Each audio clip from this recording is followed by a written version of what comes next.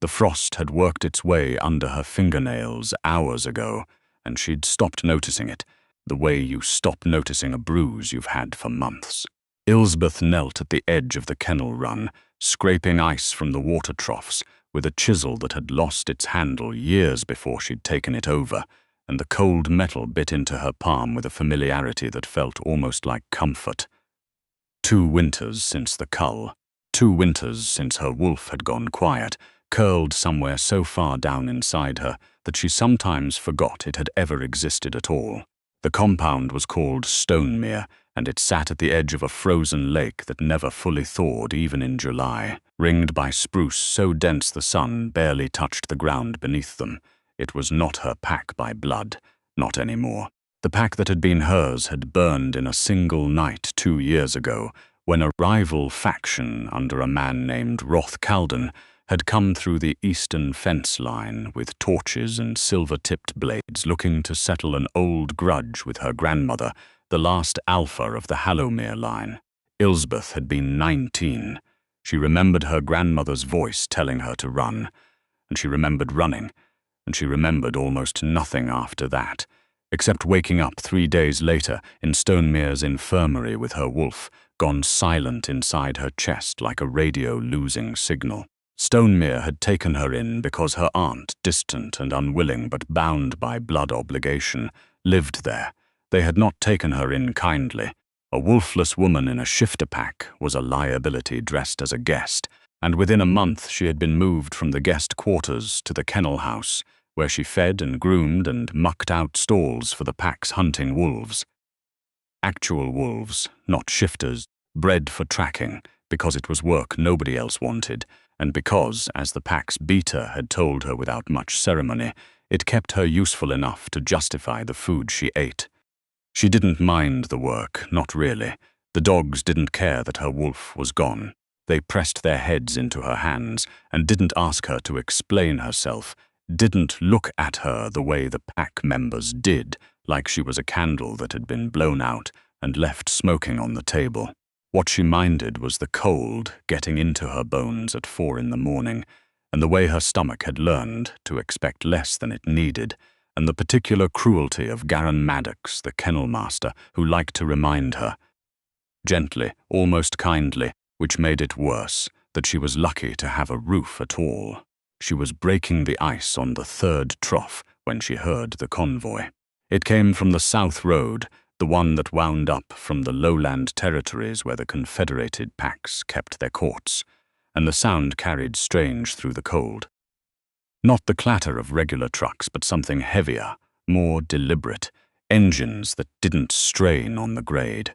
Ilsbeth straightened, chisel still in hand, and felt something she hadn't felt in months, a flicker of curiosity sharp enough to cut through the numbness she'd built around herself like a second skin. "You, inside." Garen's voice came from the kennel house door, clipped and impatient. "Alpha business. You don't need to be standing out here gawking." "What alpha business? None of yours." He paused, and something shifted behind his eyes. Not warmth, but a kind of grim calculation. "The wardens are coming through. Territorial review. Means the whole compound needs to look like we're not what we are, which means you need to be somewhere nobody can see you standing around in that coat, looking like a half-drowned cat. Go. The wardens." Ilsbeth had heard the word before, in fragments, the way she heard most things. Second-hand, through doorways, never meant for her. The wardens were the enforcement arm of the Continental Accord, the body that kept the packs from tearing each other apart over territory and old blood feuds. They answered, ultimately, to one man. Roan Ashgrove, called the Sentinel, the youngest person ever to hold the warden seat for the northern provinces, a man whose reputation preceded him by several 100 miles in every direction. She went inside. She did not go far. By the time the convoy actually crested the ridge and rolled into the compound proper, Ilsbeth had positioned herself in the loft above the kennel run, ostensibly restacking feed sacks, in reality watching through the gap in the boards with the kind of guilty fascination she hadn't allowed herself in 2 years. Black vehicles, 6 of them, moving with a precision that made the pack's own trucks look like toys. Stonemere's Alpha, a broad, blustering man named Edric Vance, stood in the courtyard with his collar straightened and his spine too stiff, the posture of a man pretending he wasn't afraid. The man who stepped out of the lead vehicle did not look like what Ilsbeth had pictured. She'd imagined someone older, someone padded with the soft authority of bureaucracy. Instead, he was lean and tall in a way that read as coiled rather than thin, dark hair cropped close, a jaw that looked like it had been carved with the same chisel she'd been using on the ice. He wore plain grey, unadorned, no insignia, because, she would learn later, he had never needed one. When he turned his head to survey the courtyard, something in the gesture made the hair on her arms rise, an animal awareness she hadn't felt in so long she barely recognized it as her own. Then, impossibly, he stopped. His head turned, slow and deliberate, toward the kennel loft, toward the gap in the boards, toward her.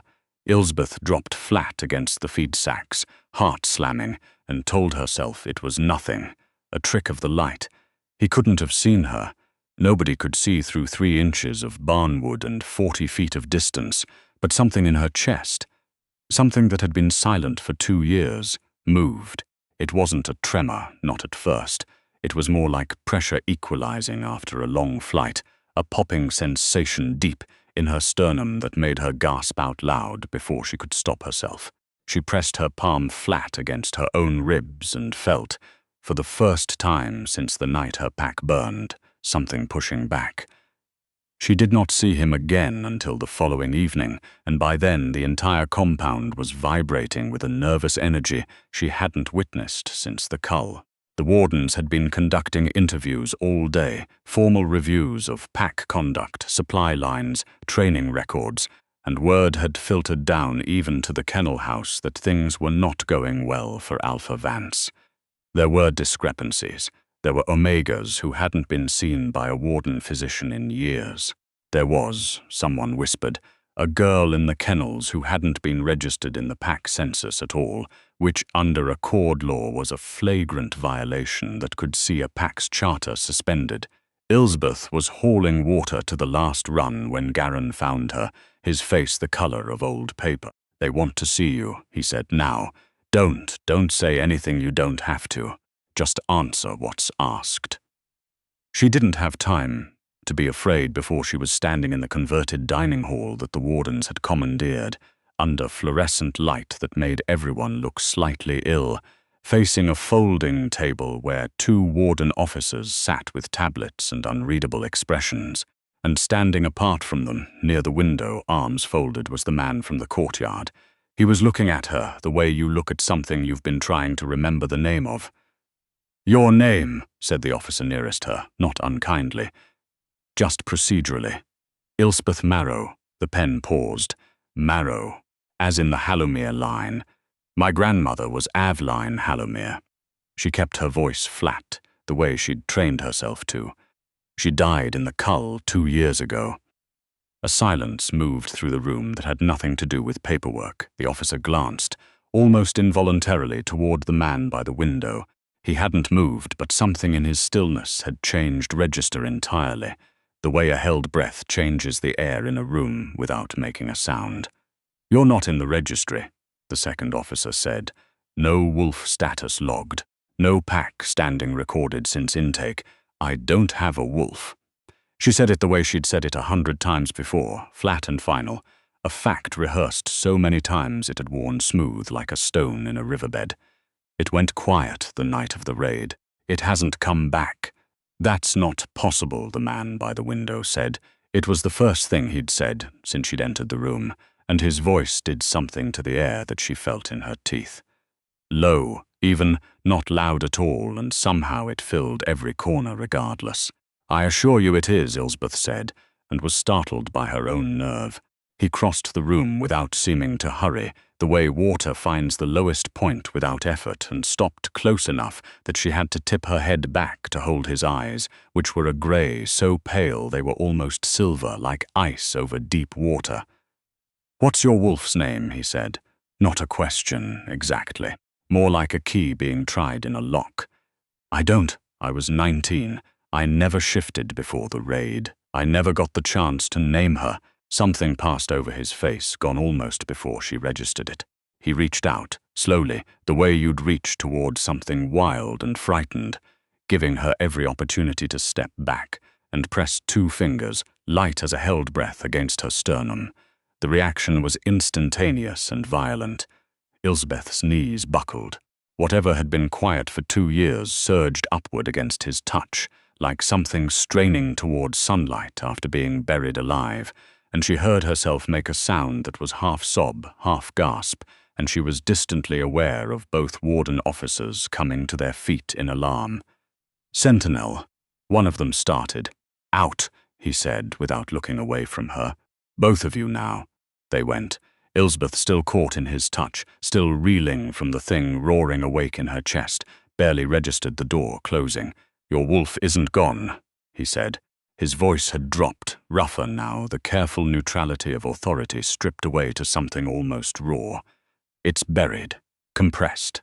I've felt this exactly once before, a long time ago, in a bloodline that was supposed to have gone extinct 3 generations back." He paused, and his jaw tightened in a way that looked almost like anger, though she understood, somehow instinctively, that the anger wasn't aimed at her. "Who told you it was gone?" "Everyone, the pack healer. My aunt. It's been 2 years. It's not gone." He withdrew his hand, and the cold that rushed into the space where his touch had been ached like a wound. "Your wolf has been waiting for something strong enough to reach it. That's not the same thing as dead, and you'd know, I would." He said it without arrogance, the way you'd state a fact about the weather. "My name is Roan Ashgrove. I don't think I have to tell you what I am to you, because I think you already felt it the moment I stepped out of that vehicle." Ilsbeth's mouth had gone dry. "I felt something. That was your wolf recognizing mine before either of us had said a word." He studied her for a long moment, something unguarded moving behind the pale grey of his eyes. "When did you last eat something that wasn't scraped together from what nobody else wanted?" The question landed sideways, nothing like what she'd braced for, and it took her a moment to find an answer at all. "I don't remember." That's what I thought. What followed felt to Ilsbeth like watching her own life happen to someone else from a slight distance.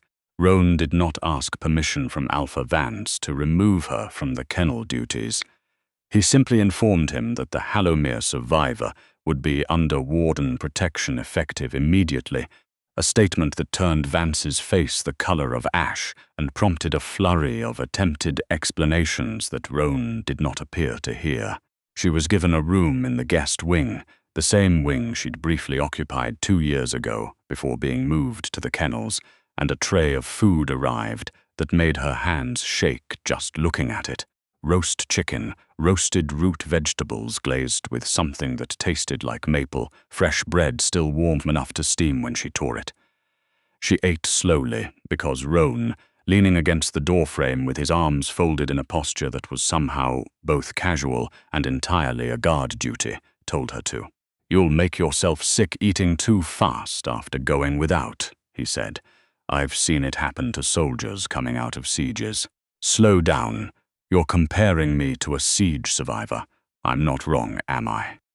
She didn't have an answer for that, so she ate, and he watched, not with pity but with something that looked almost like restrained fury directed somewhere over her shoulder, at the compound, at the pack, at every decision that had led to a Hallowmere descendant scraping ice off water troughs at 4 in the morning while wearing a coat 2 sizes too big. When the tray was empty, she set down her fork and looked at him properly for the first time since the dining hall. "You felt it too," she said, "whatever that was. When you got out of the car, the second I crossed onto Stonemere land." His jaw was tight. "I've spent the last day and a half keeping my wolf from tearing through every door in this compound, looking for the source of it. I didn't know it was you until you walked into that room. I'm not. I don't know what I am to you. I don't know what any of this means. It means," he said, and something in his voice gentled, just slightly, "that you're mine. And it means I've spent 29 years waiting to feel what I felt yesterday, and I'm not interested in pretending otherwise to make it easier for either of us. The bluntness of it should have frightened her. Instead, it loosened something in her chest that had been clenched for 2 years straight. A fist she hadn't realized she was still making. "My wolf hasn't shifted since the raid," she said. "I tried in the beginning. I went out into the woods at night and I begged it to come back, and nothing happened. Nothing. Because you were asking nicely." Something that might have been the ghost of a smile crossed his mouth. A wolf buried that deep doesn't answer a request. It answers a summons. You want to call it out. I want to give it the chance to come home. He held her gaze steady, certain in a way that should have felt presumptuous, and instead felt like the first solid ground she'd stood on in 2 years. "If it comes out and you can't hold it, I'll be there. I've never lost a wolf I called. Not once. That's not the same as never having one get away from you." "No," he agreed. "It's not. It's better. I've held wolves 3 times the size of yours and never let one slip the leash. Whatever's inside you, I can hold it. You don't know that it's anything special. Maybe it's just small. Ordinary. Maybe it's been quiet because there's nothing there worth bringing back." Something flickered behind his eyes, sharp and immediate. The pack healer who told you that was wrong, and so is whatever voice in your head is still listening to him. I've felt 100 wolves cross this territory in the last 2 days alone, official accord business, dozens of shifters lined up for inspection. None of them made my own wolf go still the way yours did. Stillness like that doesn't happen for nothing. She didn't sleep that night, not really, drifted instead through something thinner than sleep, aware of him in the chair by the window the way you're aware of a held note in music, present even in silence. In the morning he told her what he'd learned overnight, that Alpha Vance had been falsifying welfare reports to the Accord for over a year, diverting resources meant for Omega Care into expanded territory patrols, that Ilsbeth's absence from the pack registry wasn't an oversight, but a deliberate omission designed to avoid the obligations that came with claiming a Hallowmere descendant under Accord protection law. "He knew exactly what you were worth," Roan said, "and exactly what it would cost him to acknowledge it. So he buried you in the kennels and hoped nobody would ask. And now you're going to do what? Burn the whole pack down because of me. I'm going to suspend his charter pending a full Accord tribunal, and I'm going to make certain every Omega in this compound who's been quietly starved or overlooked gets seen by a warden physician before the day is out." He looked at her, something steady and unshakable in his expression. "None of that is because of you. It's because of him. You're just the reason it finally got noticed." It was mid-morning when he took her north, past the edge of the compound to a clearing ringed by old-growth pine, where the snow lay undisturbed and pale under a flat grey sky. His wardens secured a perimeter at the tree line without being asked, backs turned outward, and Ilsbeth stood barefoot in the snow. She'd insisted on it, needing the cold and the contact, needing something real under her feet, while Roan stood a dozen paces away, watching her with an expression she still didn't have a name for. "This will hurt," he said. "I won't pretend otherwise. 3 years compressed doesn't release gently. 2 years. 3 when I'm done arguing with the council about jurisdiction, probably." A flicker of dry humor, gone as quickly as it came. "Are you ready?" She thought of the cull, of the smoke, of the silence that had settled into her chest like a stone and never lifted. She thought of Garen's voice telling her she was lucky to have a roof. She thought of the chisel and the ice and the 2 years of being told, in 100 small ways, that whatever she'd been before the raid had died along with everyone else. "Yes," she said. Roan threw his bed back and called.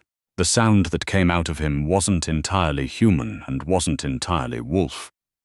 Something between, something that didn't pass through her ears so much as through the architecture of her bones, a frequency that found the locked place in her chest and didn't ask it to open.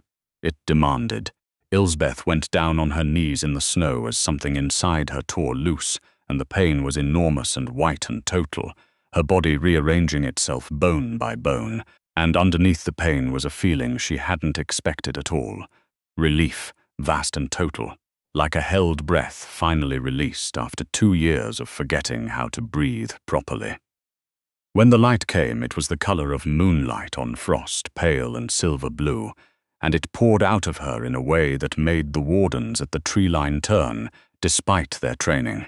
The wolf that rose where Ilsbeth had knelt was enormous, far larger than any wolf had a right to be, her coat the color of ice under cloud cover, her eyes, when she opened them, a blue so pale it was nearly white, ancient, in a way that had nothing to do with the years Ilsbeth herself had lived. Roan had shifted too, somewhere in the chaos of it, his wolf a deep charcoal grey, massive, and he approached her slowly, head low, not in submission but in something closer to reverence, and when his nose touched hers the air between them shivered visibly, like heat over summer pavement.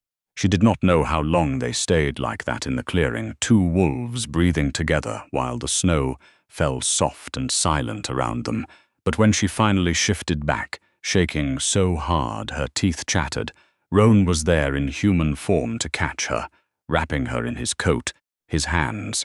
She realized with something like wonder, not quite steady. "Frostwake," he said, his voice rough.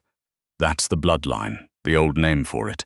I thought it had died out a century ago. You knew my grandmother's people. I knew of them. Everyone in the Accord did, once. A line that could call winter itself into a fight if they were pushed hard enough."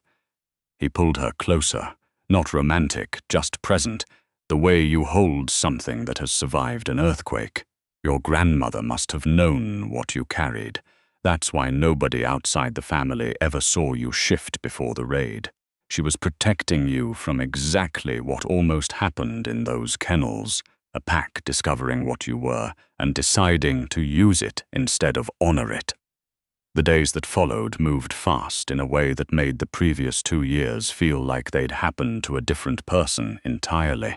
Vance's charter was suspended within 48 hours, the tribunal scheduled for the following month at the Accord's northern seat. Every Omega Roan's physicians examined came back with some version of the same quiet, accumulated neglect Ilsbeth had lived inside. For so long, she'd stopped recognizing it as wrong. 4 of them chose relocation. 3 stayed, including an older woman named Briallen, who told Ilsbeth, with a dry twist of her mouth, that she'd outlasted worse alphas than Vance, and intended to outlast this transition too. On the 3rd night, word reached the compound that Roth Calden, the man responsible for the raid on the Hallowmere pack 2 years prior, the man who had killed her grandmother and burned everything Ilsbeth had known to the ground, had heard rumors of a Frostwake wolf surfacing in the north and was already moving his people towards Stonemere with a force that suggested he intended to finish what he'd started. They came at dusk on the 4th day, while Ilsbeth sat in the half-rebuilt warmth of the guest wing, reading a veterinary text she'd salvaged from the kennel house, the old ember of a dream she'd buried alongside everything else after the raid. She'd wanted, once, to study animal medicine, flickering back to life now that someone had finally asked what she wanted, instead of telling her what she was for. The birds went silent first. Then the smell reached her, sulfur and old blood, and she was on her feet and moving before her mind had fully caught up to her body. Calden's people came through the southern tree line in a disciplined wedge, a 12.5 shifters moving with the coordination of soldiers, not raiders, and Ilsbeth felt her wolf slam against her ribs before she'd consciously decided to call it. She shifted in the open, alone, and the lead attacker hesitated for exactly the heartbeat it took him to register that the pale, half-starved-looking woman from the compound rumors had just become something the size of a small truck, ice-blue eyes blazing in the dusk. She did not fight like a trained warrior. She fought like something that had spent 2 years being small and was finished with it, and she put 3 of them down before claws raked along her flank, and the pain dragged a sound out of her that was half roar, half scream. Roan's call hit the clearing like a detonation half a mile out, a wall of sound that buckled the knees of every shifter in earshot who wasn't bonded to him by blood.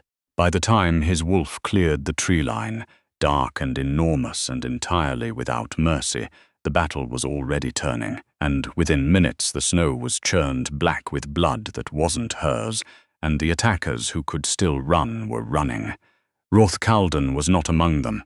He'd stayed back from the front line, watching, and when Roan's people finally cornered him at the edge of the lake, he didn't resist, simply stood with the resigned posture of a man who had gambled on the rumors being exaggerated and lost. Ilsbeth's wound closed within the hour, threads of pale silver light knitting the torn flesh back together with a speed that left even Roan's physicians staring. And that night, with Kalden in chains awaiting transport to the Accord Tribunal and the compound, finally quiet, Roan found her on the balcony outside the guest wing, watching the lake go dark under a rising moon. "He'll face the same tribunal as Vance," he said. 2 years late, but he'll face it. It doesn't undo it. No. He came to stand beside her, close enough that his warmth reached her through the cold. It doesn't undo any of it. The cull, the kennels, the 2 years you spent being told you were nothing. I can't give you that time back, Ilsbeth, and I'm not going to insult you by pretending a tribunal makes it even. Then what are you offering? Everything after this." He turned to face her fully, his expression stripped of the careful neutrality he wore for everyone else. "Come north with me, not as a political symbol, not as proof the Frostwake line survived, as my mate, if you'll have me, as someone I intend to spend the rest of my life, making sure never has to scrape ice off a water trough at 4 in the morning to earn the right to exist in a room.